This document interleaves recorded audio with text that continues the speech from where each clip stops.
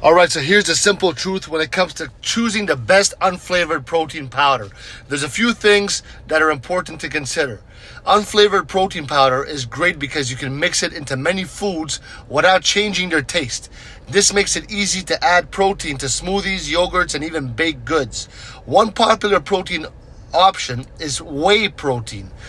It comes from milk and it's easy for our bodies to digest. Many people like it because it helps build muscle after recovery, for recovery after exercise. Another good choice is plant-based protein powder, which is made from sources like peas, rice, or hemp.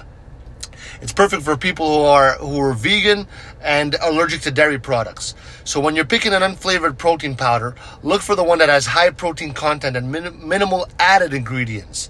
It also should not have too much sugar or artificial stuff. Read the label, make sure it's important that you're getting the best quality. So using unflavored protein powder can help you stay strong and healthy. It's a simple way to make sure you're getting enough protein in your diet, especially if you're active or growing.